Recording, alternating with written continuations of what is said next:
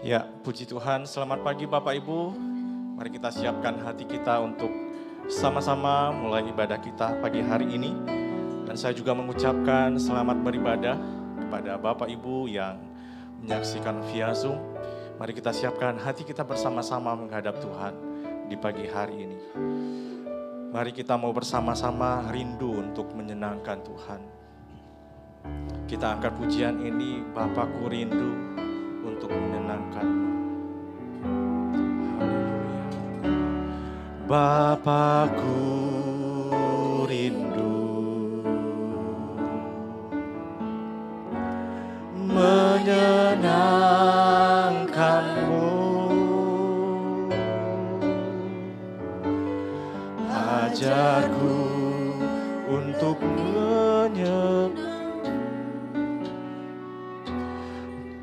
mengenal-Mu. Bapakku pinta, Bapakku pinta, layakkan aku, bawaku menyembah-Mu di balik tirai yang suci. Kita ulang dari awal. Bapakku rindu, Bapakku rindu, kami rindu menyenangkan-Mu Tuhan, menyenangkan-Mu. Ajarku di dalam untuk mengenal-Mu. Bapakku rindu, Bapakku pinta, layakkan kami Bapa, layakkan aku, bawaku untuk menyembah-Mu di balik tirai yang suci. Bertemu muka dengan muka, tenggelam di dalam kasih-Mu Tuhan. Oh Tuhan, ku rindukan selalu diam dalam bait-Mu. Katakan bersama, Bapakku rindu, Bapakku rindu menyenangkan-Mu. Ajarku lebih dalam untuk mengenal-Mu. Bapakku pinta, Bapakku pinta, layakkan aku, bawaku untuk mengenal-Mu di balik tirai yang suci. Bertemu muka dengan muka, tenggelam di dalam kasih-Mu Bapa. Oh Tuhan, ku rindukan selalu diam dalam bait-Mu. Sama-sama kita berdiri. Bertemu muka dengan muka, tenggelam di dalam kasih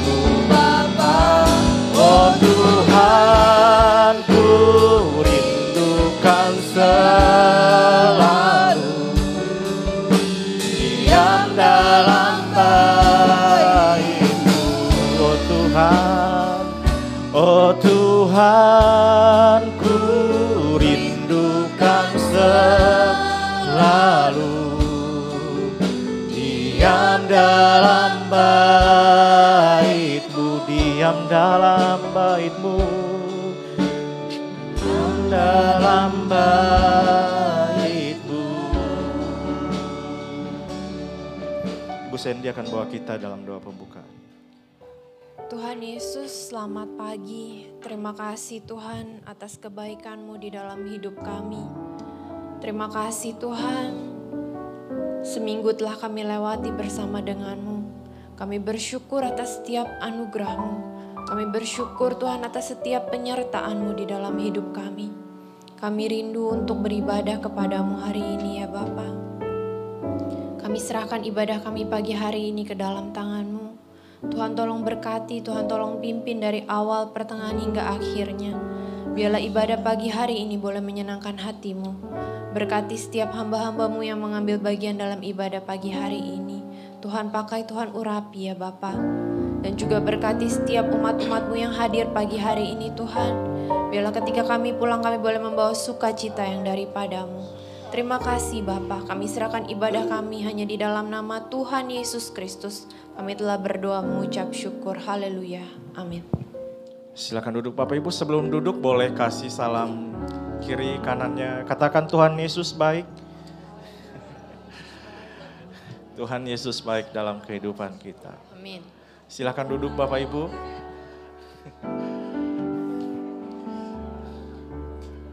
Baik, puji Tuhan, mari kita bersama-sama mau lebih lagi memuji Tuhan.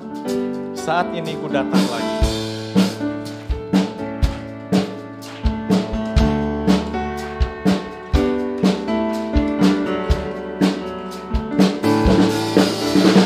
Saat ini ku datang lagi kepadamu Tuhan, junjungan hidupku. Ku angkat tanganku, ku puji nama-Mu. Yesus, Kaulah segalanya. Katakan hari-hari, hari-hari telah ku lalui bersama-Mu Tuhan, ku rasa bahagia. Peganglah tanganku, tuntunlah jalanku. Yesus, Kaulah segalanya. Haleluya, haleluya. Sorak hosana. Haleluya, glory bagi-Mu. Haleluya, sorak hosana. Terpujilah nama-Mu. Saat ini ku datang lagi. Saat ini ku datang lagi kepadamu Tuhan, junjungan hidupku. Kami angkat tangan kami Tuhan, angkat tanganku, ku puji nama-Mu. Yesus, ku sembah Kau Tuhan. Katakan hari-hari, hari-hari telah ku lalui bersama-Mu Tuhan, ku rasa bahagia. Peganglah tanganku, tuntunlah jalanku. Yesus, Kaulah segalanya. Sama-sama kita bangkit berdiri, sorakan haleluya. Ya, sorak hosana, haleluya. Haleluya. Oh, glory bagi-Mu. Haleluya, haleluya. Sorak hosana. terpujilah namamu. Katakan haleluya. Sorak hosana, haleluya. Glory bagimu, haleluya, haleluya. Sorak hosana, terpujilah namamu, terpujilah, terpujilah namamu. Sekali lagi, terpujilah namamu, Terpujilah namamu. Puji Tuhan, Bapak Ibu, kita masih tetap berdiri. Kita mau lebih lagi memuji Tuhan karena kita punya sobat yang setia di dalam hidup kita. Mari kita naikkan pujian ini. Di hidupku ada sobat yang setia.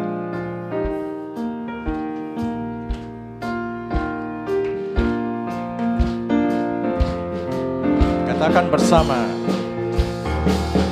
Di hidupku ku ada sobat yang setia, yang senantiasa berjalan sertaku. Masa depan dibuatnya terang ceria, itulah Yesus juru selamatku. Di hidupku, di hidupku ku ada sobat yang setia, yang senantiasa berjalan sertaku. Masa depan, masa depan dibuatnya terang ceria, itulah Yesus juru selamatku. Ku tak cemas, ku tak cemas, kan jalan yang naik turun, lewat lembah dan gunung yang terjal. Sebab Tuhan berjalan terus di sampingku, memimpinku ke negeri yang sedang. Kasih Tuhan, kasihnya besarlah tiada taranya, dengan rela Dia mati bagiku.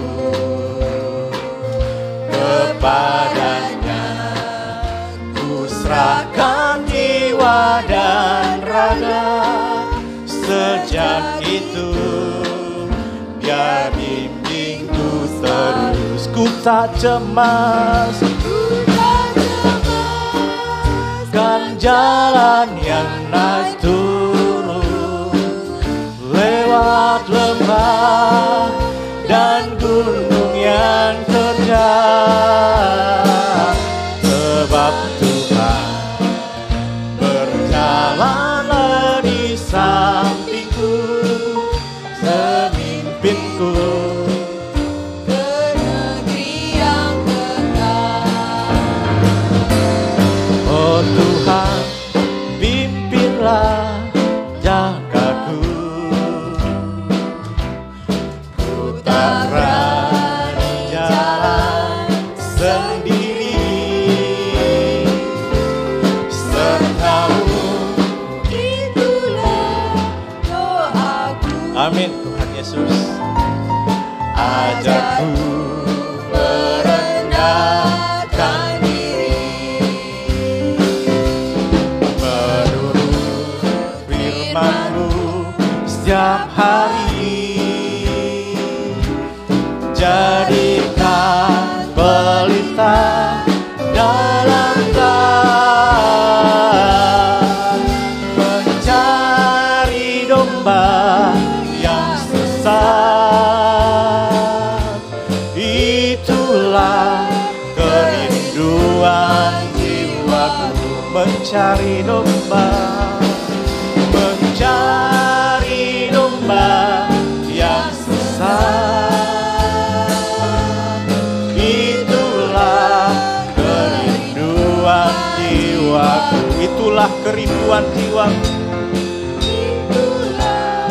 kerinduan jiwaku. Silakan duduk Bapak Ibu. Kita masih tetap memuji Tuhan karena Dia adalah pengharapan kita. Mari kita bersama-sama naikkan pujian ini, Yesus pengharapanku.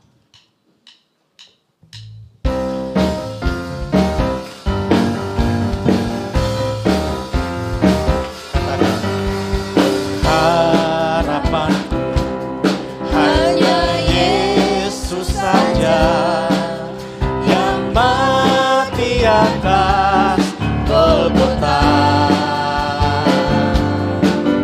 Dia gembala jiwaku yang sungguh. Yesus, Dia harapanku.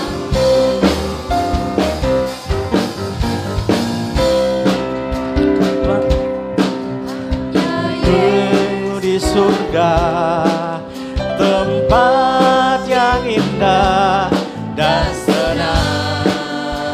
Ku dikuatkan, kokoh bagai karang. Yesus, Dia harapan. Yesus harapan. Yesus harapan jiwaku. Yesus pelepas dosaku. Yesus pelepas dosaku. Dia pohon selamat dan kesenanganku. Yesus, Dia harapanku. Sekali lagi, Yesus harapan. Yesus harapan jiwaku. Yesus pelepas dosaku. Dia pohon selamat dan kesenanganku. Yesus, Dia harapanku. Yesus, Dia harapanku. Yesus, Dia harapanku. Sekali lagi, Yesus, Dia harapanku. Yesus, Dia harapanku.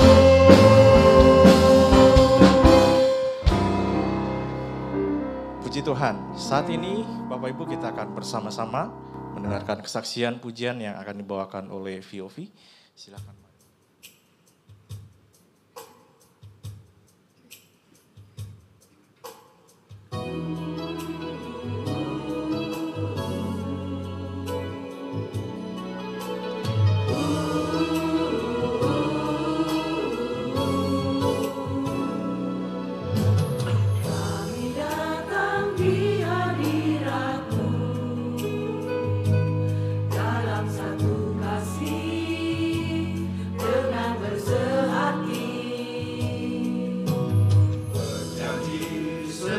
Sampai akhir mengasihimu,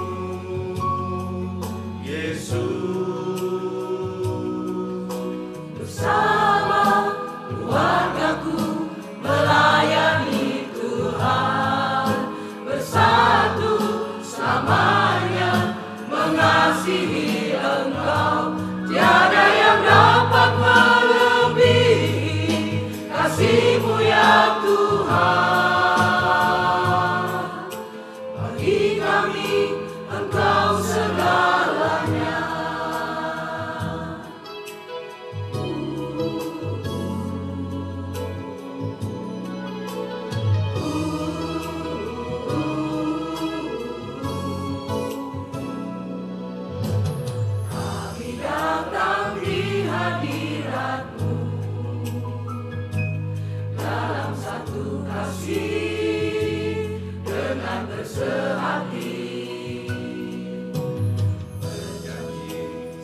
setia sampai akhir. Akhir mengasihimu, Yesus.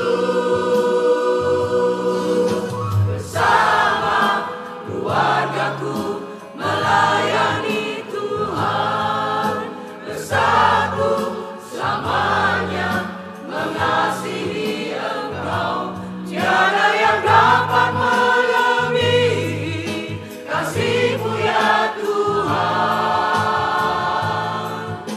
Bagi kami Engkau segalanya. Gelombang badai hidup coba menghalangi, namun kuasa Tuhan buka jalan kami.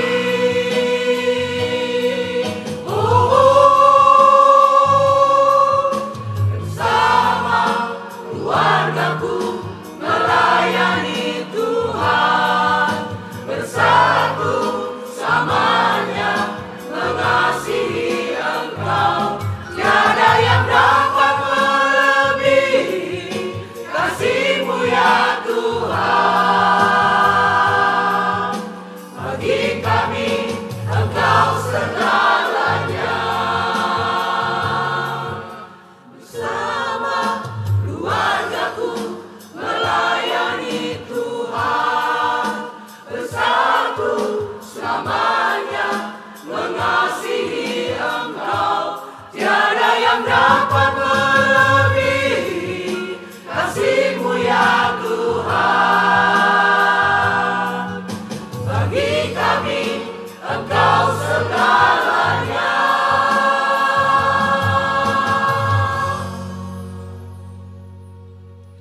Bagi kami Engkau segalanya.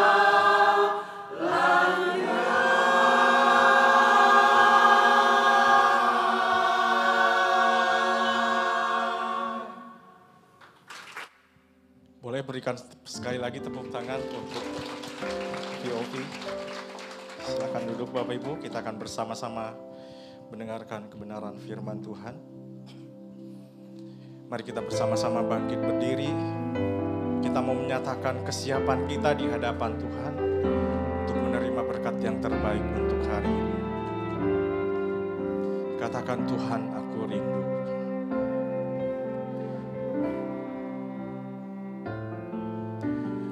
Tuhan, aku rindu.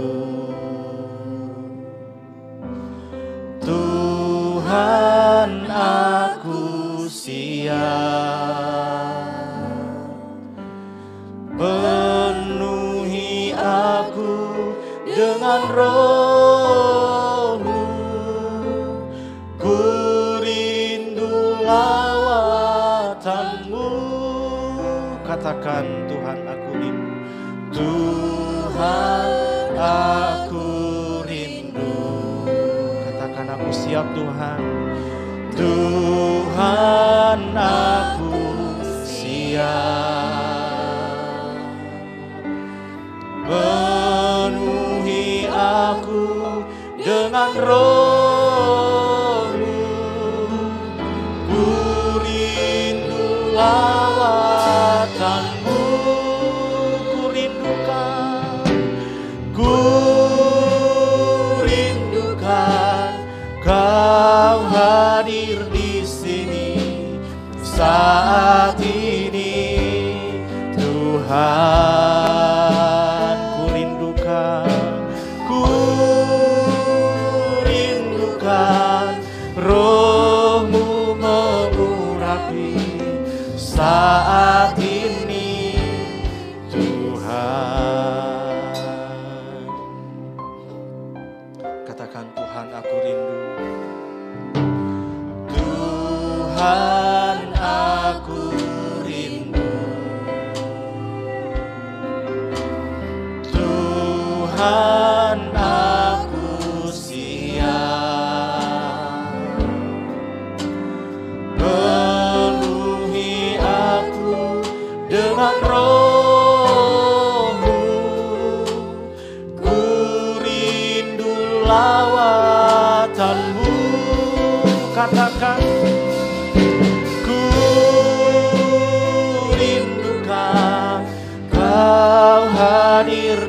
sini saat ini Tuhan. Ku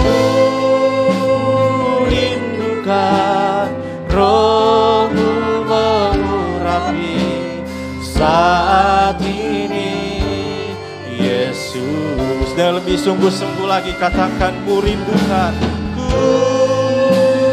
rindukan Kau hadir di sini saat ini Tuhan. Ku rindukan Roh-Mu mengurapi saat ini Tuhan, saat ini, saat ini Yesus. Katakan saat ini Tuhan, saat ini Tuhan. Ibu Lia akan bawa kita di dalam doa firman Tuhan. Haleluya, terima kasih Bapa. Kami percaya Tuhan bahwa Engkau hadir saat ini tengah-tengah kami. Kami percaya Tuhan, Roh-Mu hadir saat ini mengurapi kami semua ya Bapa. Lalu sebentar kami akan menerima bagian yang terbaik dalam hidup kami. Itu firman-Mu yang hidup Bapa dalam kehidupan kami. Urapi hamba-Mu Tuhan yang akan membawakan firman-Mu. Biarlah Tuhan, hamba-Mu menyampaikan isi hati-Mu ya Bapa. Biar kami boleh diberkati Tuhan dalam kehidupan kami ya Bapa. Terima kasih Tuhan Yesus. Kami serahkan Tuhan firman-Mu hanya di dalam nama Tuhan Yesus Kristus. Haleluya. Amin. Silakan duduk jemaat Tuhan. Pelayanan selanjutnya saya serahkan Pak Pendeta Riviawan Datu. Haleluya. Selamat pagi saudara, selamat kita berjumpa kembali dalam kasih Tuhan kita Yesus Kristus. Minggu pertama bulan Juni, bulan ke-6 dari tahun 2024. Cepat sekali, tanpa terasa kita sudah makin bertambah usia, tapi yang terasa itu adalah penyertaan dan perlindungan Tuhan di dalam kehidupan kita semua.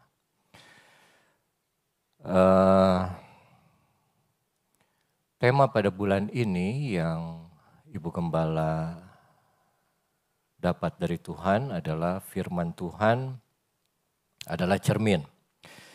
Itu diambil dalam Yakobus pasal yang ke-1. Karena hari ini kita ada perjamuan dan juga penyerahan anak. Jadi mari kita langsung masuk ke firman Tuhan. Yakobus 1, di situ ditulisnya ayat yang ke-23. Tapi kita coba baca dari ayat yang ke-22.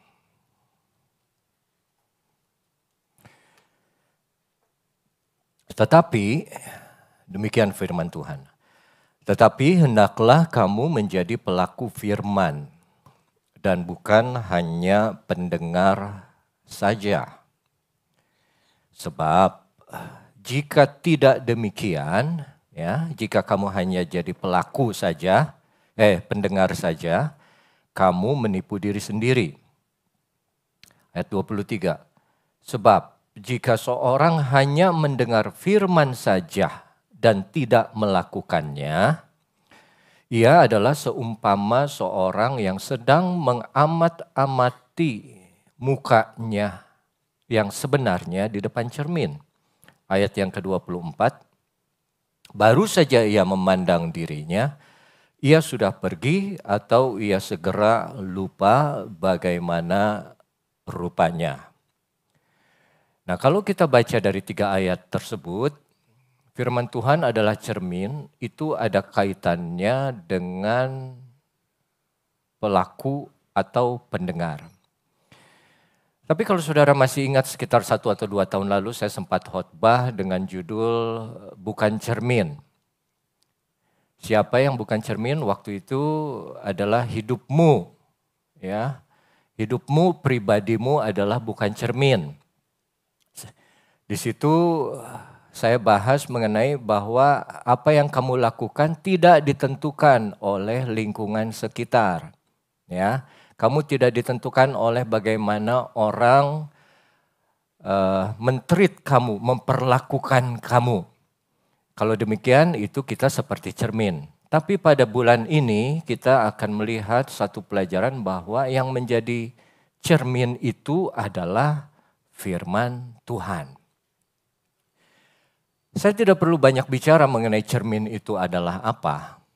Ya, cermin tentunya adalah satu barang yang saya percaya kemungkinan besar seluruh orang yang ada di sini, di dalam rumah atau tempat tinggalnya atau di kamarnya punya cermin. Fungsi cermin adalah menampilkan apa yang ada di depannya. Ya. Cermin ini tidak bisa berbohong. Dia akan menampilkan apa adanya. Ya. Saudara simpan siapapun atau benda apapun di depannya, dia akan merefleksikan itu semua. Dia nggak peduli sama perasaan kita. Kita mau senang, mau marah, mau kecewa, nggak peduli. Yang penting apa yang ada di depannya itu yang dia akan tampilkan. Dia nggak akan berubah. Kalau misalnya saya berkaca, itu cermin akan menampilkan seperti itu. Ada kerutan di dahi saya, ada kulit yang mulai kelihatan tua di leher saya. Mau saya nggak suka, sebenci apapun itu terhadap kerutan di wajah saya, dia akan tampilkan itu. Dia nggak akan membuat itu kerutan atau hal yang saya tidak suka itu menghilang. Dia nggak bisa disuap, nggak bisa disuruh, nggak bisa dikontrol. Pokoknya apapun yang dia lihat ada di depannya itu yang dia tampilkan. Manusia tidak pernah suka dengan apa yang mereka lihat di depan cermin. Makanya mereka tidak pernah puas. Dan oleh karena itu, karena mereka tahu cermin itu jujur, kita sekarang mengenal yang namanya filter kamera. Di mana kalau kita tempatkan kamera itu di hadapan kita dan kita foto, selfie atau apapun, itu muka kita lebih halus, lebih smooth. Enggak ada flek, enggak ada bekas jerawat. Kalau kita hari-hari kita agak belang gitu ya, di sini agak coklat, di sini lebih gelap. Itu rata smoothnya semua. Dan banyak orang suka. Kenapa? Karena mereka tidak suka melihat kenyataan yang sesungguhnya. Bahwa di dalam wajah mereka banyak yang harus diperbaiki. Tapi itu filter buatan manusia. Yang timbul karena apa? Ketidakpuasan manusia terhadap keadaan dirinya sendiri. Firman Tuhan disebut seperti cermin. Firman Tuhan adalah kebenaran. Saat kita membaca, kita merenungkan, kita mendengarkan firman Tuhan, Dia akan memberitahu kepada kita siapa kita yang sesungguhnya. Dia tidak peduli sama perasaan kita. Dia tidak bisa dirubah, firman Tuhan tidak akan berubah. Dia penuh dengan integritas. Mau apapun yang kita lakukan, manusia ribuan tahun mencoba merubah firman Allah tetap gagal. Kenapa? Karena dia kebenaran yang keluar dari mulut Allah itu sendiri. Dan dia selalu mengatakan siapa kita, seburuk-buruknya kita. Dia akan katakan kita apa adanya. Makanya ada pepatah, buruk muka cermin dibelah. Artinya apa? Karena manusia tidak suka melihat kekurangan dari dirinya, dia akan cenderung menyalahkan apa yang ada di depannya. Ada pepatah yang lain, dia tidak bisa menari, dibilangnya lantainya tidak rata. Dia kurang hati-hati bawa mobil, itu angkot atau bis yang nyerempet mobil dia. Tidak suka, tidak bisa melihat apa yang ada dalam dirinya sehingga selalu menyalahkan orang lain terhadap keadaan buruk yang terjadi pada dirinya. Ini penting. Karena saya mengutip ada satu mantan pelatih klub sepak bola di Amerika. Namanya Francis Sula. Dia mantan pelatih Miami Dolphins. Dia bilang, quote dari dia, the superior man blames himself. But the inferior man blames other. Jadi orang-orang yang selalu menyalahkan orang lain, itu sebetulnya dia seperti menipu dirinya sendiri. Karena dia tidak bisa melihat, dia tidak suka melihat dirinya yang salah. Jadi dia mengangkat dirinya sendiri dan merendahkan orang lain. Yang sebetulnya itu dibalik kalau di hadapan Tuhan. Siapa yang meninggikan diri, direndahkan oleh Tuhan. Inferior man blames others. Tapi superior man blames himself. Kalau ada yang salah dengan pertandingan sepak bola, kelompok grup yang kesebelasan yang aku pimpin ini kalah.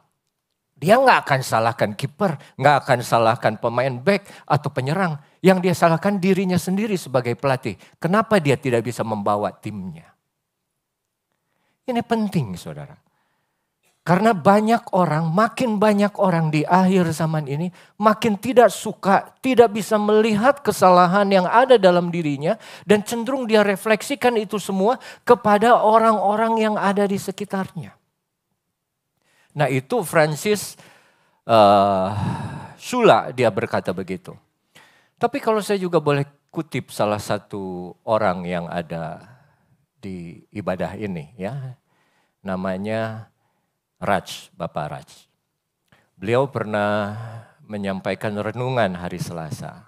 Dan di situ ada satu kata-kata beliau yang cukup melekat di hati saya sampai sekarang. Saat itu beliau bilang, orang yang selalu menyalahkan orang lain itu tidak akan pernah bisa berubah atau sadar. Kenapa? Karena dia nggak lihat dirinya sendiri salah. Dia selalu lihat orang lain yang salah. Orang yang harus berubah, bukan saya. Dan untuk berubah, terjadi perubahan dalam diri. Itu yang pertama dimulai dengan kita melihat kepada firman Tuhan yang adalah cermin yang akan menunjukkan kita siapa diri kita. Kalau ada yang salah dalam hidup kita bukan salah orang. Dan kalau kita mau terima itu salah kita, kesadaran itu timbul mulai dari kita, baru kita ada perasaan merendahkan diri di hadapan Tuhan. Dan bilang, ya Tuhan, ampuni aku salah. Dan aku mau datang kepadamu. Aku minta ampun kepadamu. Tolong aku Tuhan. Tolong aku untuk menjadi orang yang baru, berubah, dipimpin oleh kuasa Roh Kudus-Mu. Itu baru orang yang superior. Orang yang menyalahkan diri sendiri. Orang yang melihat bahwa semuanya timbul dari hati. Timbul dari mulut, lidah. Ada orang yang begitu dengar firman Tuhan dia tidak suka. Padahal ada satu ayat yang terkenal dalam 2 Timotius 3 ayat 16 itu. Bahwa segala tulisan yang diilhamkan oleh Allah itu adalah bermanfaat untuk mengajar, untuk menyatakan kesalahan. Menyatakan kesalahan. Kesalahan siapa? Kesalahan diriku dan dirimu. Diri kita semua. Bukan kesalahan orang lain. Itu adalah cermin. Alkitab sebagai cermin. Untuk menyatakan kesalahan dan untuk memperbaiki kelakuan. Sudah sadar salah. Harus kita perbaiki kelakuan. Sadar itu hanya state of mind. Tapi memperbaiki kelakuan adalah satu perilaku, satu kegiatan yang harus kita lakukan. Baru dan mendidik orang di dalam kebenaran. Makanya di ayat yang ke-24 ya, balik lagi ke Yakobus 1 ayat 24.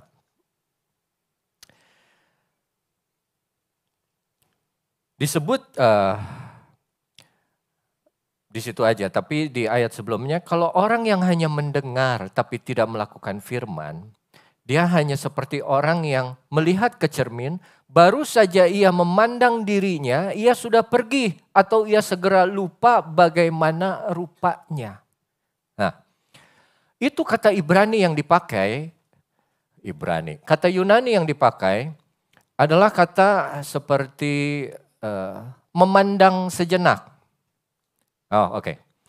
Saudara pasti pernah jalan di mall.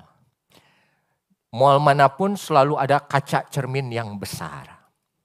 Dan kalau kita lewat cermin itu, jujur aja, pasti saudara lirik kan?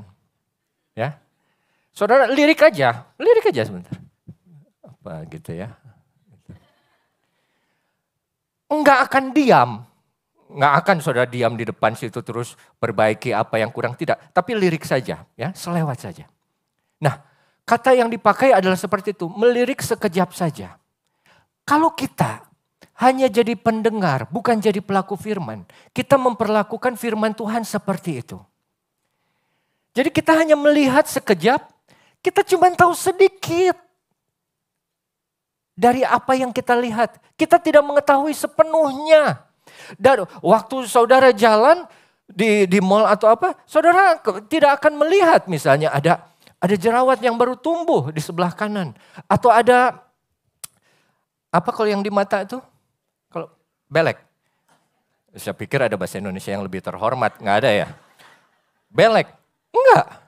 Karena jauh, karena sebentar. Yang saudara pedulikan apa? Secara keseluruhan, bagaimana saya kelihatannya? Tidak peduli terhadap kekurangan-kekurangan yang kecil. Nah, di dalam firman Tuhan, kalau kita memperlakukan dia sebagai cermin, seperti itu, kita nggak dapat keuntungan apapun. Karena kalau kita melihat cermin yang benar, itu saudara akan lakukan setiap pagi. Dan begitu kita bangun pagi, kita lihat muka kita. Oh, ternyata ini ada kerutan baru. Oh, ternyata ini ada noda yang kemarin nggak ada, mungkin baru panas-panasan ya. Oh, ini mendadak merah. Oh, skincare-nya nggak cocok gitu ya. Oh, ini rambut kok agak tipis di sini. Mesti pakai hair tonic gitu ya. Oh, ini kok kuping turun sebelah. Coba mesti dinaikin. Nggak ada kuping yang turun sebelah ya. Tapi artinya apa? Cermin memberitahukan kepada kita apa yang harus kita perbaiki. Mukamu kotor, mukamu harus dicuci. Itu rambut nggak rapi, itu harus disisir. Itu ada jenggot, ada kumis, ada rambut yang nggak rata, itu harus dipotong. Itu fungsi cermin. Dan juga sama, itu fungsi firman Tuhan. Dia akan memberitahukan kepada kita apa yang harus kita perbaiki. Tapi kalau kita melihat firman Tuhan seperti kita melihat cermin di mall, maka kita tidak mendapat keuntungan sepenuhnya dari firman. Saudara bisa dengerin firman Tuhan seperti yang saudara lakukan sekarang. Ada yang dengerin firman Tuhannya sungguh-sungguh. Lihat ke saya. Ada yang dengerin firman Tuhannya sambil lihat HP misalnya karena ada bisnis atau apa. Oh, yang penting kan kuping, pendengaran akan firman. Iman itu timbul karena pendengaran, bukan karena mata. Oh, pinter kan? Jadi mata gua mau ngeliatin handphone nggak apa-apa. Yang penting kuping gua ke firman Tuhan. Wah, gitu. Oke. Tapi setelah itu saudara pulang, saudara tidak melakukan apa firman Tuhan yang saudara baru dengar, itu sama dengan melihat kepada cermin, memandang sebentar, lalu ya lupa gimana rupanya.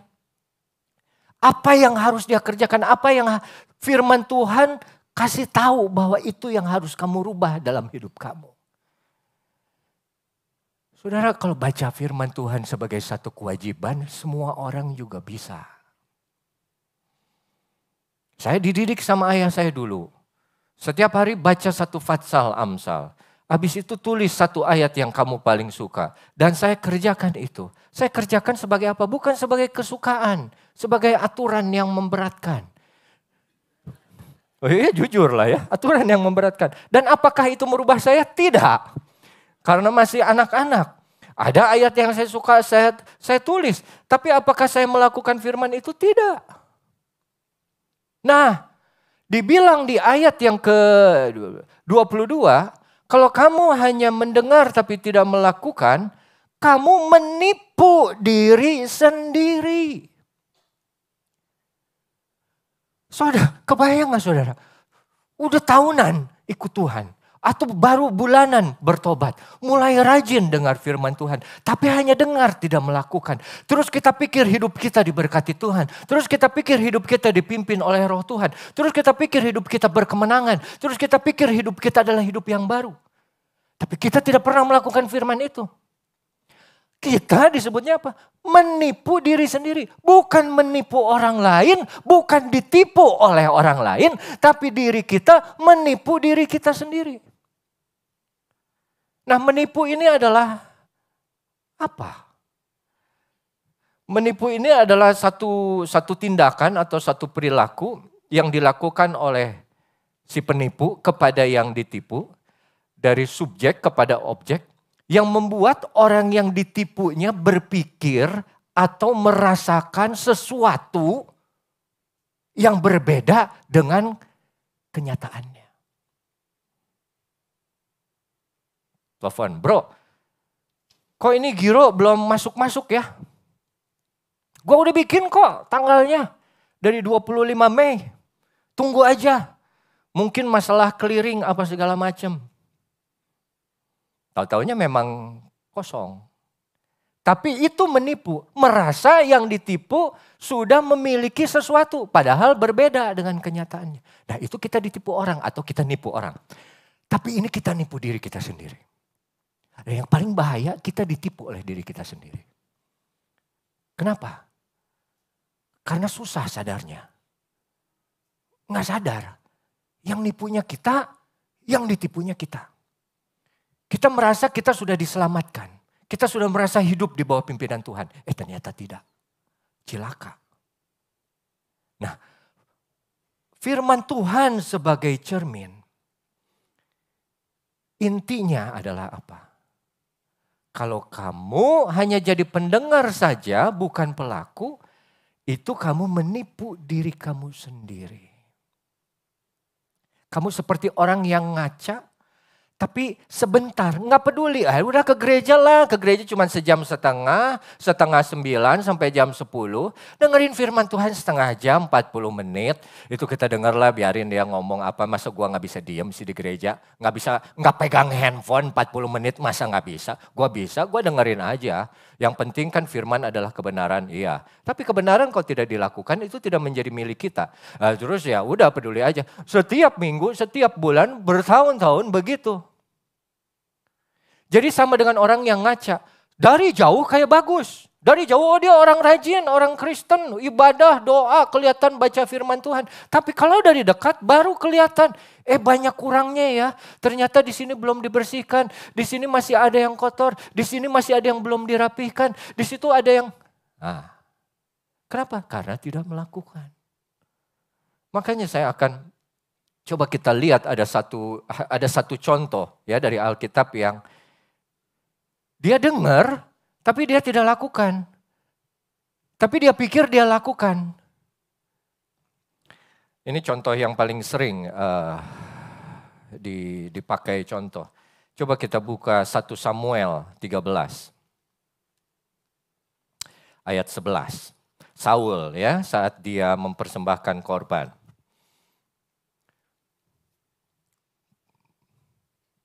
Jadi latar belakang sedikit. Saul perang, terus dia dengan rakyatnya kumpul di satu tempat namanya Gilgal. Sebelumnya Samuel sudah bilang, kalau kamu sudah di Gilgal nanti, tunggu aku. Aku akan datang mempersembahkan korban dan memberitahu apa yang harus kamu lakukan. Itu firman Tuhan. Tunggu aku. Nah begitu dia tunggu 7 hari, dia lihat keadaan sekitar. Dia persembahkan korban sendiri. Dia tidak tunggu Samuel. Begitu dia sudah korbankan, datang Samuel. Nah inilah percakapannya. Kata Samuel, apa yang telah kau perbuat? Jawab Saul, lihat ya. Karena aku melihat rakyat itu berserak-serak meninggalkan aku. Dia salah. Tapi dia salahkan orang lain, dia salahkan rakyatnya, dia salahkan anak buahnya. Dan engkau tidak datang pada waktu yang telah ditentukan. Yang kedua dia salahkan siapa? Hamba Tuhan. Nabi yang mengurapi dia menjadi raja. Samuel dia salahin. Padahal orang Filistin telah berkumpul di Mikmas. Musuhnya dia salahkan. Ada 3 pihak yang dia salahkan. Pertama adalah siapa? Anak buahnya, rakyatnya sendiri. Yang kedua siapa? Atasannya, nabinya, hakimnya, orang yang mengurapi dia. Dan yang terakhir siapa? Musuhnya. Dari 3 sisi yang berbeda, semuanya dia salahkan, semuanya dia jadikan alasan kenapa dia melakukan apa yang dia kerjakan. Dia sudah dengar firman? Sudah. Samuel bilang, tunggu. Tapi dia tidak lakukan itu. Loncat ke ayat ke-13. Perbuatanmu itu bodoh, Samuel bilang ya. Keras, ini raja lo yang diomongin. Tapi Tuhan tidak peduli, kamu mau karyawan, mau buruh, mau bos. Kalau kamu tidak taat kepada firman Tuhan akan bilang apa? Kamu itu bodoh. Bukan pendeta, tapi firman Tuhan melalui mulut Samuel. Engkau tidak mengikuti perintah Tuhan Allahmu yang diperintahkannya kepadamu. Sebab sedianya Tuhan mengokohkan kerajaanmu atas orang Israel untuk selamanya.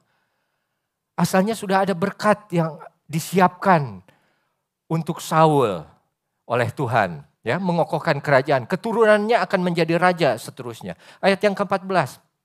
Tapi sekarang kerajaanmu tidak akan tetap. Tuhan telah memilih seorang yang berkenan di hatinya. Dan Tuhan telah menunjuk dia menjadi raja atas umatnya. Karena apa? Engkau tidak mengikuti apa yang diperintahkan Tuhan kepadamu. Tuhan bilang tunggu. Aku yang akan datang mempersembahkan korban. Dia tidak tunggu dengan berbagai macam alasan. Dia salahkan orang lain atas kesalahan dia. Dan Samuel sendiri bilang, engkau tidak mengikuti apa yang diperintahkan Tuhan kepadamu. Nah, Saul udah ditegur keras seperti itu. Dia gak berubah. 2 Fatsal berikutnya, dia melakukan kesalahan yang mirip. Coba. 1 Samuel 15 ayat yang ke-11.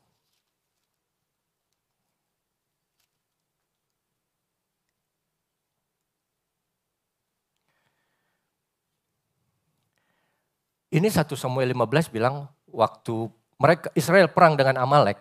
Firman Tuhan bilang bunuhlah semua orang Amalek. Laki-laki, perempuan, ternak apa bunuh semua. Jangan ada yang kau ambil. Ternak pun kau bunuh semua. Tapi ternyata rajanya diselamatkan oleh Saul. Binatang-binatang yang bagus diselamatkan oleh Saul. Yang sehat, yang gemuk. Yang jelek, yang sakit dibuang, dibunuh. Nah terus Samuel datang. Samuel tidak suka. Lalu datanglah firman Tuhan kepada Samuel.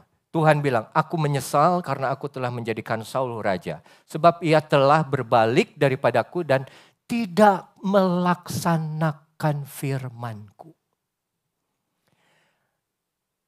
Maka sakit hatilah Samuel dan ia berseru-seru kepada Tuhan semalam-malaman.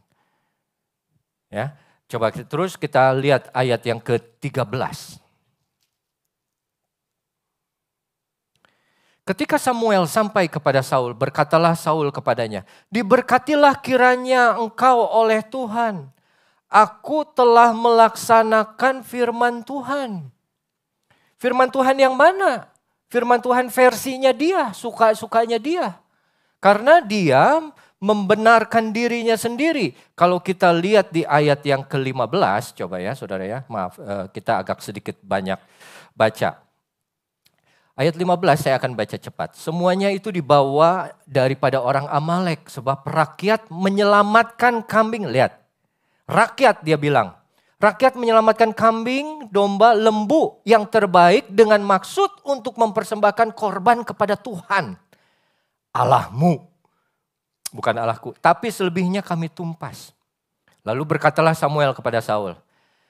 Ini perkataan orang yang udah capek berdebat. Sudahlah, aku akan memberitahukan padamu apa yang difirmankan Tuhan padaku tadi malam.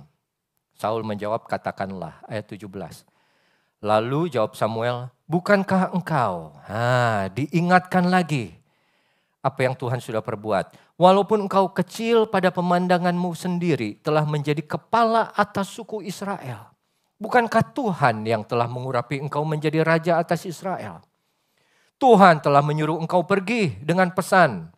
Firman Tuhan, pergi tumpaslah orang berdosa itu. Yakni orang Amalek, berperang melawan mereka sampai engkau membinasakan mereka. 19. Mengapa engkau tidak mendengarkan suara Tuhan? Atau mengapa engkau tidak taat? Mengapa engkau tidak mengerjakan? Mengapa engkau mengambil jarahan dan melakukan apa yang jahat di mata Tuhan? Ini pembelaan Saul. Lalu kata Saul, aku memang mendengarkan suara Tuhan dan mengikuti jalan yang telah disuruh Tuhan kepadaku. Masih bela diri, saudara.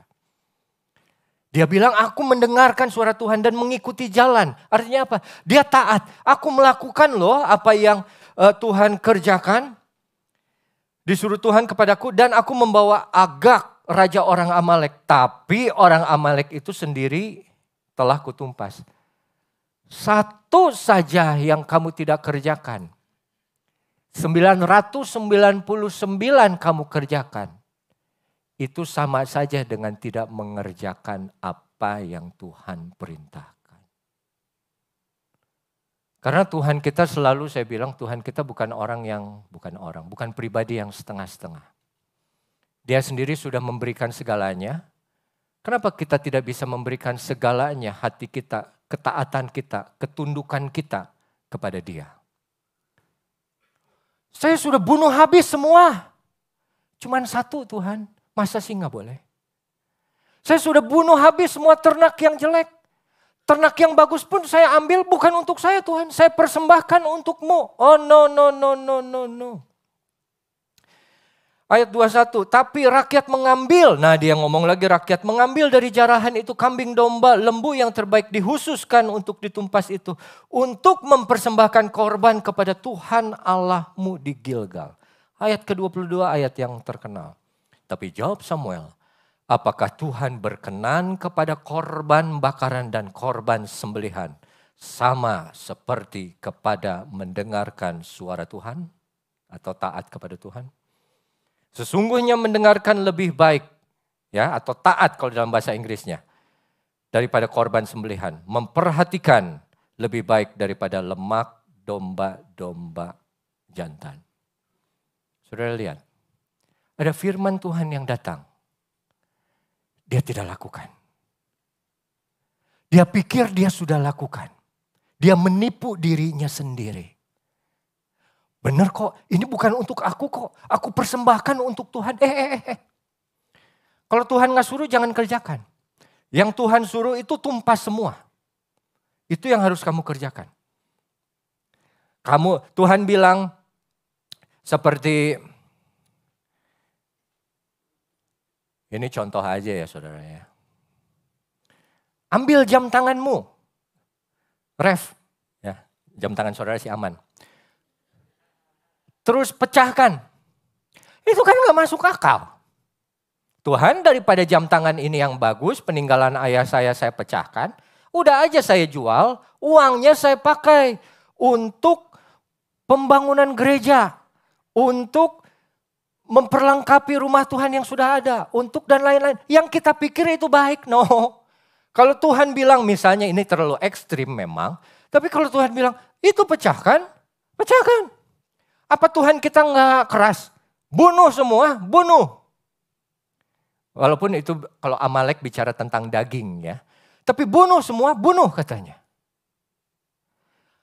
Mau yang bagus pun habiskan, aku tidak mau terima. Tapi kita mau persembahkan untuk. Nah, taat lebih bagus, lebih baik daripada mempersembahkan korban bakaran yang tidak diminta oleh Tuhan. Melakukan firman itu untungnya banyak, saudara. Kalau tidak melakukan firman, disebutnya kita menipu diri kita sendiri. Kalau kita melakukan firman, itu kita diberkati oleh sang firman itu sendiri, yaitu Yesus. Memang kadang tidak masuk akal apa yang Tuhan suruh. Seperti yang Tuhan suruh kepada Saul.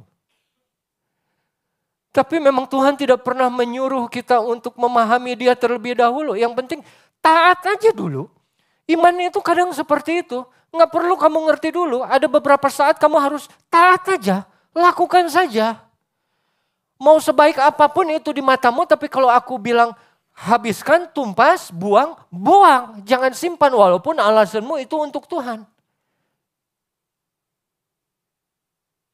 Tapi kita akan lihat satu contoh yang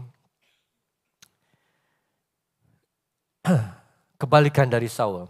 Kita lihat Daud, ya, saya akan tutup dengan ayat ini. Mari pemain musik boleh maju ke depan. 2 Samuel, Fatsal yang ke-12. Saat Daud berdosa, dia berzina dengan Batsheba. Lalu Nabi Nathan diutus oleh Tuhan untuk menegur Daud.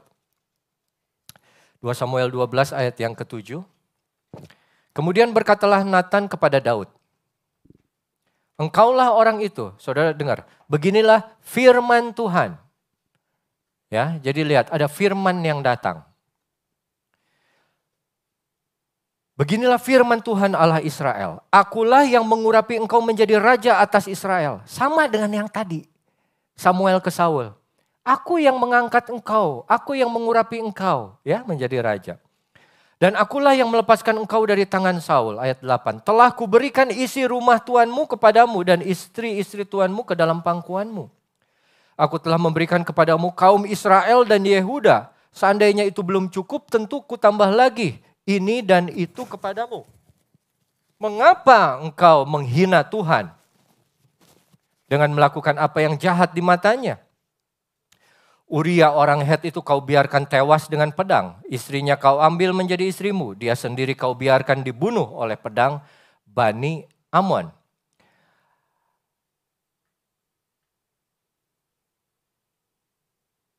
Ayat 10. Oleh sebab itu pedang tidak akan menyingkir dari keturunanmu sampai selamanya. Karena engkau telah menghina aku dan mengambil istri Uria orang Het itu menjadi istrimu. 11. Diulang lagi, beginilah firman Tuhan, bahwasanya malapetaka akan kutimpakan ke atasmu yang datang dari kaum keluargamu sendiri. Aku mengambil istri-istrimu di depan matamu dan memberikannya kepada orang lain. Orang itu akan tidur dengan istri-istrimu di siang hari. Nanti bertahun-tahun kemudian digenapi itu. Ayat 12, sebab engkau telah melakukannya secara tersembunyi, tapi aku akan melakukannya hal itu di depan seluruh Israel secara terang-terangan. Itu firman Tuhan. Ini jawaban Tuhan, ini jawaban Daud. Lalu berkatalah Daud kepada Nathan, aku sudah berdosa kepada Tuhan. Kalau firman Tuhan bicara kepada saudara, secara pribadi ke dalam hati saudara pada pagi hari ini. Apapun yang saudara terima, firman Tuhan membukakan di dalam hati saudara. Ada kesalahan, ada dosa. Dan Tuhan tegur itu. Coba belajar untuk kita tidak bercermin seperti orang yang hanya menjadi pendengar bukan pelaku. Hanya sekelebat saja. Coba terima, itu adalah cerminan kita yang sesungguhnya siapa kita. Dan kalau kita ingin hidup benar di hadapan Tuhan, kita harus terima siapa kita yang sesungguhnya. Bahwa kita orang-orang berdosa yang tetap butuh Tuhan. Ya sudah ditebus oleh darah Kristus. Tapi kita tetap butuh Roh Kudus untuk memegang tangan kita, menjalani hidup kita. Hargai firman. Dia sudah memberitahu apa yang kau sudah perbuat. Dia sudah memberitahu semua kekurangan kesalahanmu. Jangan beralasan seperti Saul. Salahkan rakyat, salahkan pendetanya, salahkan musuhnya. Tapi belajar seperti Daud. Yang sudah melihat, menerima firman dan bilang, ya Tuhan, aku berdosa kepadamu. Firman Tuhan menjadi cermin untuk menjadi berkat bagi hidup kita. Karena dia selalu memberitahu, menegur kita dari segala kesalahan-kesalahan kita.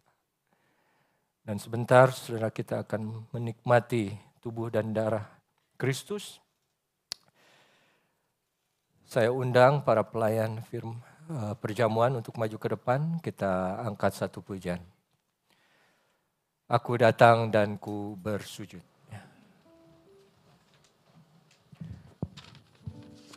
Aku datang dan ku bersujud di hadapanmu.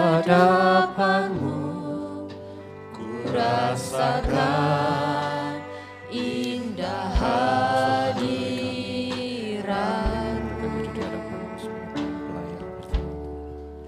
Telah ku buka mata hatiku dan seluruh jiwaku untuk ku nikmati firman-Mu. Firman-Mu yang kuasa untuk merubah sikap hati. Firman-Mu yang tegakkan di saat ku terjatuh. Penuhkanlah bejanaku dengan air sungai-Mu. Ku haus akan firman-Mu. Aku datang dan ku bersujud di hadapan-Mu. Ku rasakan indah hadirat-Mu.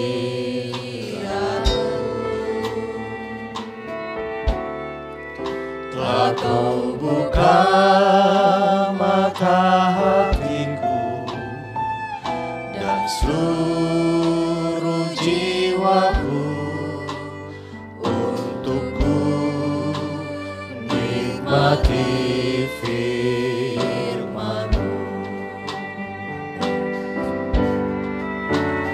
Firman-Mu yang kuasa untuk merubah sikap hati. Firman-Mu yang tegakkan di saat ku terjatuh.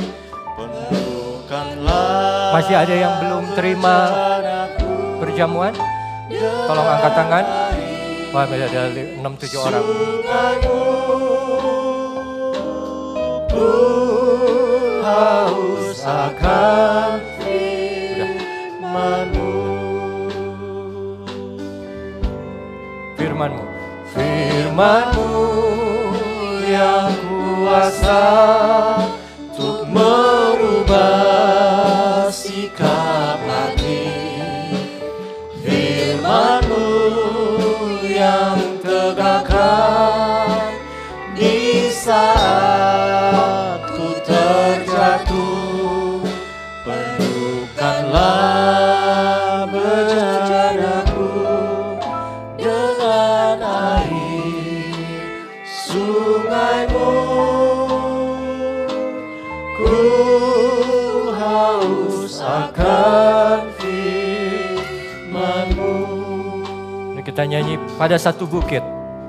Pada saat. Mari kita bangkit berdiri, saudara. Jauh dari sini ku melihat salib berdiri. Potong kayu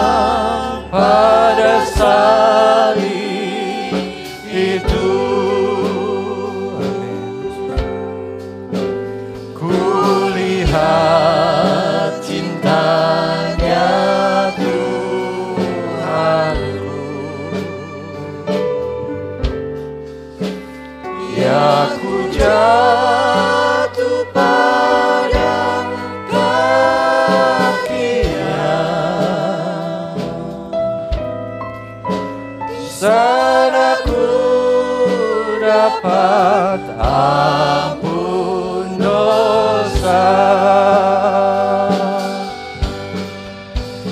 Ku datang pada salib itu, ku lihat cintanya Tuhanku. Mari kita angkat roti kita tinggi di atas kepala. Aku jatuh pada kakinya,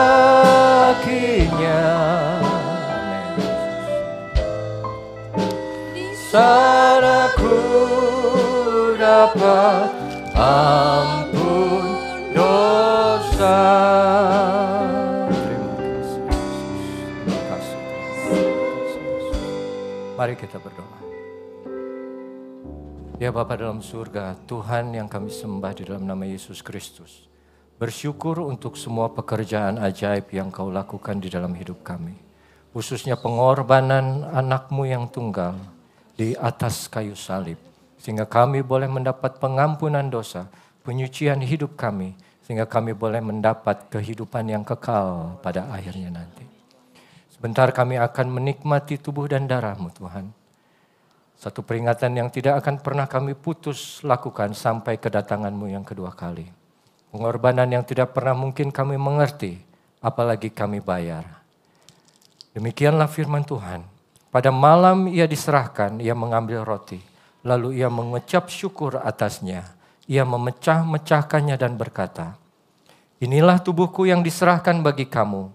Perbuatlah ini menjadi peringatan akan aku." Dengan penuh rasa syukur dan iman bahwa melalui tubuh Kristus kita beroleh kesembuhan, kita beroleh pertolongan, dan terutama kita beroleh tubuh yang baru di dalam surga nanti. Kita akan makan roti ini di dalam nama Tuhan Yesus Kristus.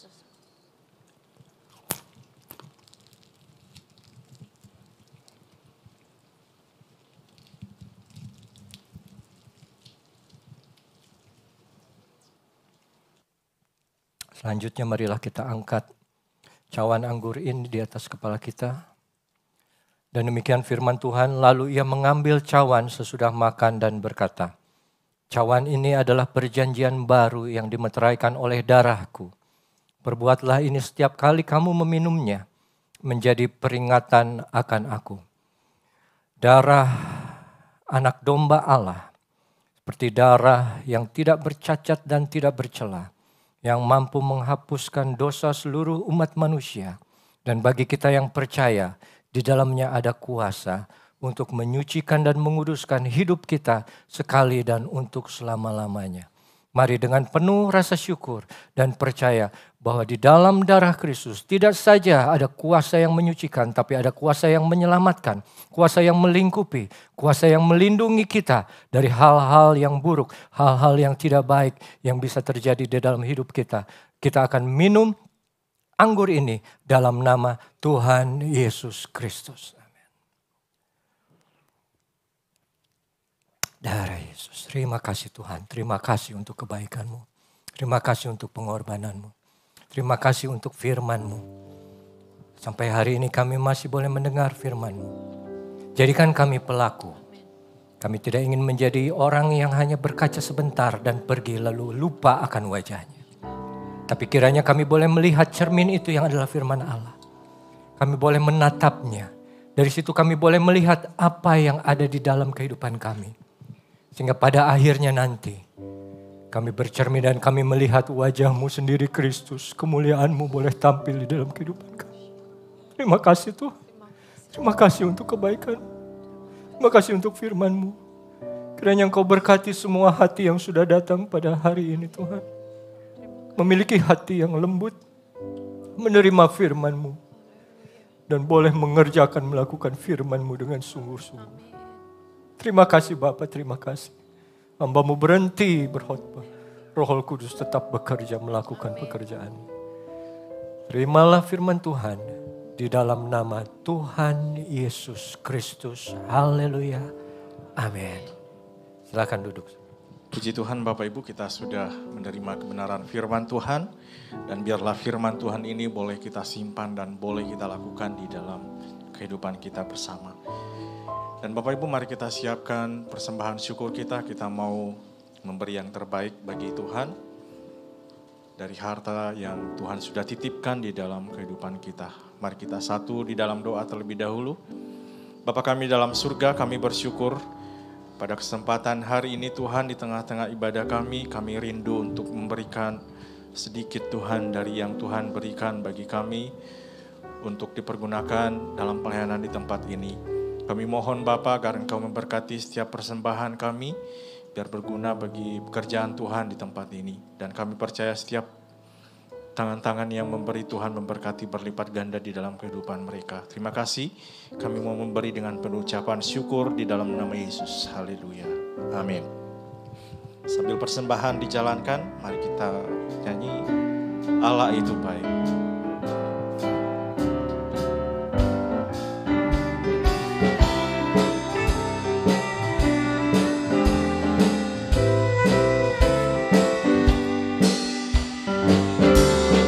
Allah itu baik, sungguh baik bagiku, ditunjukkannya kasih setianya yang menyediakan yang ku perlukan, menyatakan kebaikan, menyatakan kebaikannya padaku, kasih setianya tak pernah berubah, dulu, sekarang, dan selamanya. Ajaiblah kuasa dalam namanya, Yesusku luar biasa, Yesusku luar biasa, Yesusku luar biasa. Sekali lagi, Yesusku luar biasa, Yesusku luar biasa. Terima kasih untuk persembahan Bapak Ibu semua.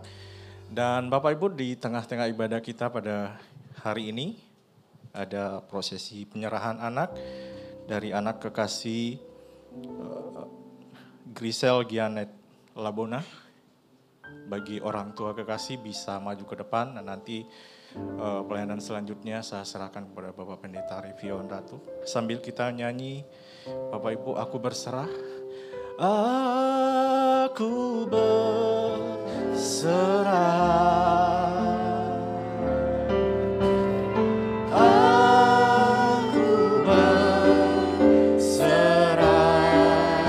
Kepada Bapak Pendeta Revion Ratu saya persilakan. Ada Yesus Juru Selamat, aku berserah. Ya, pada kesempatan kali ini kita akan melaksanakan sakramen penyerahan anak. Satu proses yang Tuhan sendiri juga lakukan saat dia masih kecil dibawa ke rumah Tuhan untuk didoakan. Dan juga Yesus pernah bilang kepada murid-muridnya, jangan halangi anak-anak itu untuk datang kepadaku, karena merekalah yang empunya kerajaan surga. Anak-anak memiliki tempat yang khusus di hati Tuhan. Dan saat kita melakukan penyerahan anak kepada Tuhan, artinya kita memberikan kesempatan, kita memberikan hidup si anak ada di dalam tangan Tuhan. Sehingga apapun yang akan anak ini kerjakan ada di dalam perlindungan Tuhan, ada di dalam pimpinan Tuhan. Oleh karena itu, sudah seyogyanya Kalau saudara memiliki anak, harus diserahkan dalam satu proses untuk didoakan. Di depan kita ada Bapak Antonius Labona dengan Ibu Winda Sagita. Kalau boleh saya tanya, ini anak pertama apa yang kedua? Anak yang kedua. Anak yang pertamanya cowok, cewek? Perempuan. Jadi anak perempuan yang kedua dengan nama Grizel Gianetta Labona. Ya, baik. Sebentar kita akan berdoa. Saya undang para penatua sidang atau jemaat untuk maju ke depan dan berdiri di belakang kedua orang tua. Boleh berdiri. Lucu ya anaknya ya. Kan nggak semua anak kecil lucu ya saudara ya. Tapi yang ini lucu ini.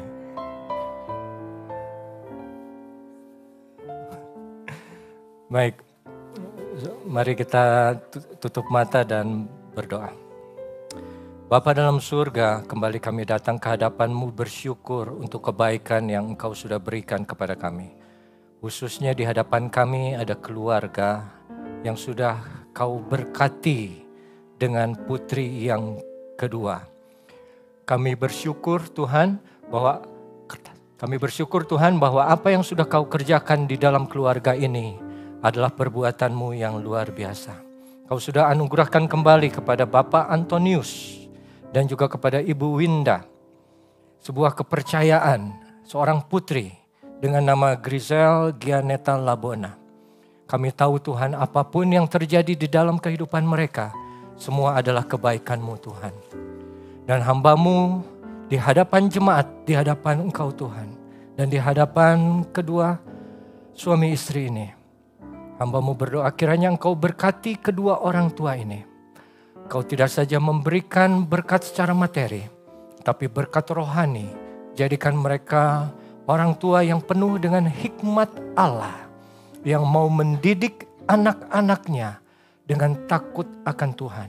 Menjadi orang tua yang boleh menjadi contoh, suri tauladan bagi anak-anaknya. Kami percaya Tuhan, Engkau yang sudah memberi kepercayaan, Engkau juga akan memberi kemampuan kepada kedua orang tua ini untuk membesarkan kedua anak mereka, khususnya Grizel, untuk menjadi anak yang sehat. Dan sekarang Tuhan, hamba-Mu topangkan tangan kepada Grizel ini. Di dalam nama Bapa, Anak laki-laki dan Roh Kudus, kiranya turunlah berkat rahmat anugerah, kebaikan Allah yang begitu besar atas hidup-Mu, Nak. Kasih sayang dari Tuhan Yesus Kristus, juga perlindungan Roh Kudus senantiasa menyertai anak Grizel ini. Dari kecil, tumbuh kembangnya ada di tangan-Mu Tuhan. Tangan yang penuh kasih dan kuasa senantiasa melindungi, menyertai dia, menjauhkan dia dari hal-hal yang tidak baik. Sukacita, damai sejahtera menjadi bagian dia. Hidupnya menyenangkan hati orang tua, khususnya menyenangkan Engkau Tuhan. Apa yang diperbuat oleh anak ini selalu menyenangkan semua orang yang ada di sekitarnya. Kesehatannya tidak terganggu, pertumbuhannya tumbuh tidak terganggu. Apapun yang dia lakukan, semuanya baik di hadapan Engkau Tuhan. Terima kasih Bapa, terima kasih. Kami tahu anak adalah milik pusaka Tuhan. Kami percaya anak ini sudah dititipkan kepada kedua orang tua ini. Kiranya Engkau berkati keluarga ini menjadi satu keluarga yang utuh. Keluarga yang takut akan Tuhan. Keluarga yang senantiasa setia juga kepadamu. Terima kasih Bapa, terima kasih. Kami berdoa dan serahkan semuanya di dalam kuasa nama Tuhan Yesus Kristus. Haleluya. Amin. Selamat ya. Selamat ya. Katanya minta nama kan ya. Saya kasih nama Grace ya. Puji Tuhan. Udah.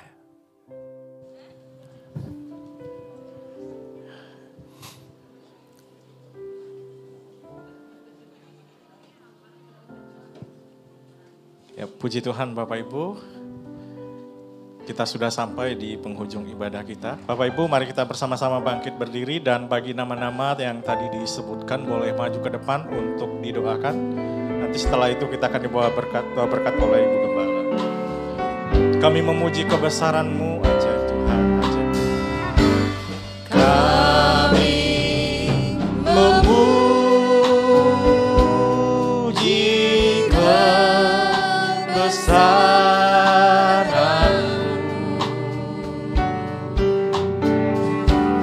ajaib Tuhan, ajaib Tuhan.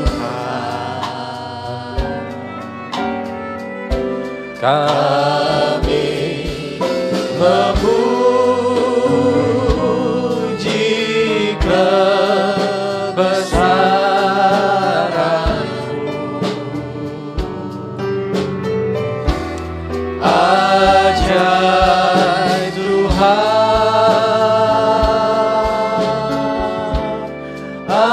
ajaib Tuhan. Amin. Haleluya, haleluya.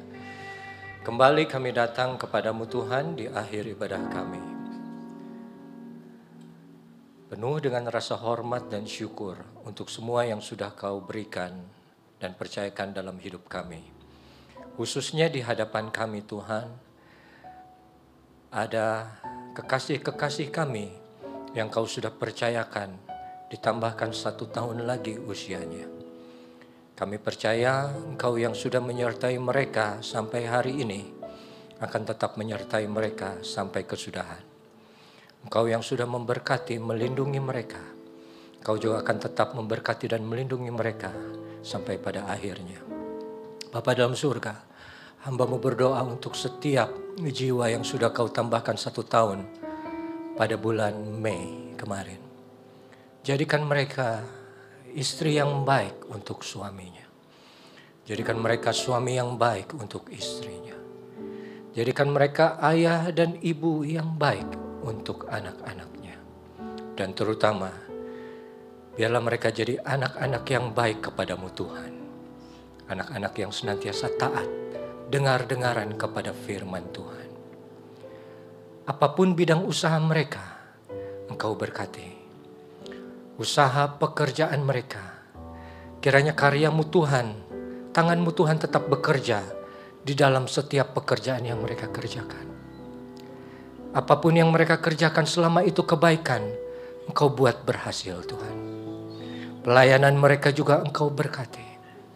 Kehidupan kerohanian mereka penuh dengan sukacita dan damai sejahtera. Mereka akan menjadi saksi bagaimana kebaikan Tuhan yang sudah hidup di dalam kehidupan mereka adalah alasan satu-satunya mereka masih ada sampai pada hari ini. Terima kasih Tuhan. Kami percaya untuk kekasih kami yang berulang tahun pada pagi hari ini. Masih ada kepercayaan yang Engkau berikan kepada kehidupan mereka. Kiranya mereka boleh melakukan semua kesempatan yang Tuhan berikan di dalam hidup mereka.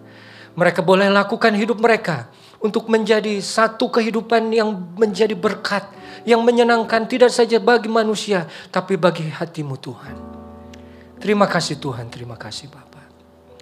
Dan sekarang Bapa, hamba-Mu berdoa untuk setiap jiwa yang hadir pada pagi hari ini. Jiwa yang sudah mendengar semua firman-Mu Tuhan. Kiranya mereka boleh mendapat kekuatan untuk menjadi pelaku-pelaku firman-Mu.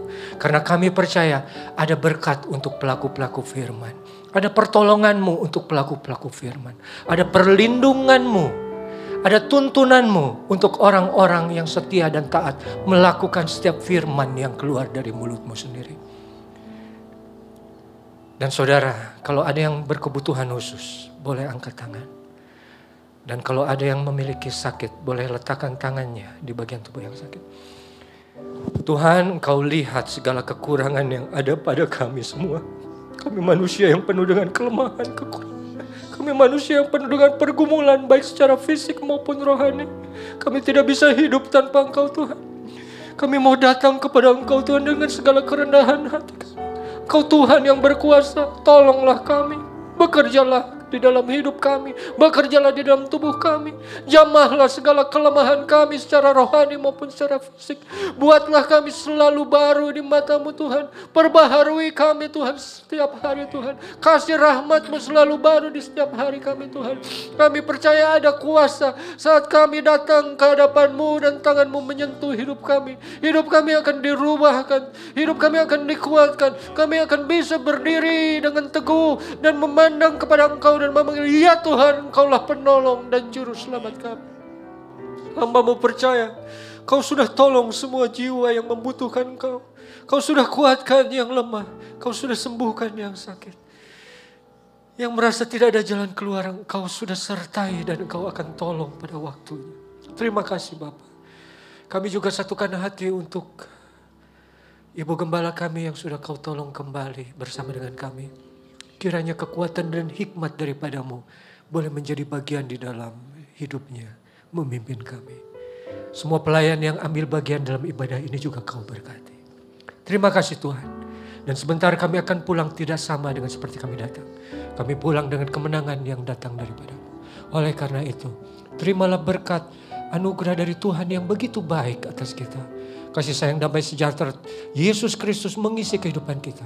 Persekutuan dengan Roh Kudus memampukan kita, menuntun kita mulai hari ini sampai Tuhan Yesus datang kembali yang kedua. Mari kita katakan dengan sama-sama, di dalam nama Tuhan Yesus Kristus kami berdoa. Haleluya. Amin. Terima kasih Tuhan berkati.